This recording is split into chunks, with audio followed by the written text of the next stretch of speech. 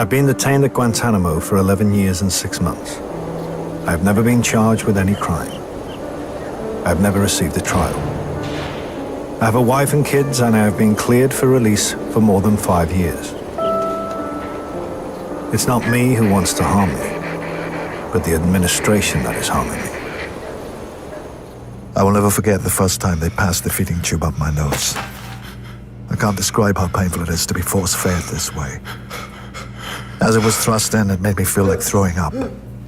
There was agony in my chest, throat, and stomach. They put you on a chair. It reminds me of an execution chair. Your legs and shoulders are tied with belts.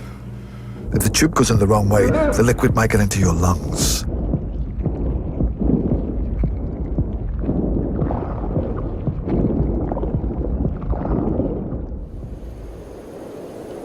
I have been moved to Camp 5, the worst of them all. The situation here is especially bad. They are stomping up and down the tiers, talking, singing. They have brought in a big fan to make noise.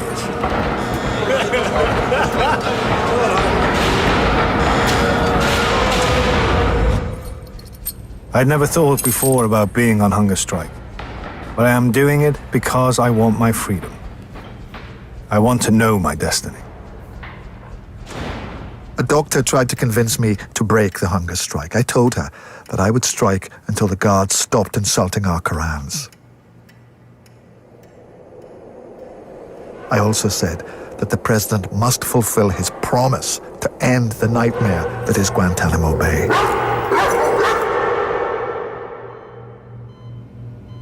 I was sick in the prison hospital and refused to be fed. A squad of 8 military police officers in riot gear burst in. They tied my hands and feet to the bed. They forcibly inserted an IV into my hand. I spent 26 hours in this state. Later, they began feeding me by nasal catheter. The food rushed into my stomach too quickly. I asked him to reduce the speed. He not only refused, but tried to turn it up. After he finished his work, he roughly pulled the tube from my nose. I hope that the politicians will understand that this is not about food. I cannot stand being here any further. I'm done. So I'm sacrificing myself. The authorities are playing with the prisoner's weights, and they weigh the prisoner with shackles, and often immediately after they've drunk a lot of water. They hide the weight reading from the prisoners, so there's no saying what is written down. I'm still being force-fed. 2 times a day, they tie me to the chair in my cell. I never know when they will come. Sometimes they come during the night when I am sleeping. Even if you're used to it, your adrenaline rushes, your heart starts beating. It's like a car race going 180 miles an hour. When I came back in from the recreational yard, everything had been thrown in my cell, like garbage. Papers were all over the floor. They had taken everything in my cell, my legal materials, even my kids' drawings. 84 of us have been cleared for release, and we're still here. Let us leave Guantanamo with clear hearts and without hatred. Hatred is evil, and it harms the person who is hating as well as the person who is hated.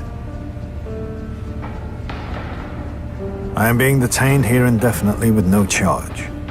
The only solution is to let me go because I did nothing wrong. I am now 46. All I want is to see my family again. All I want is to be free.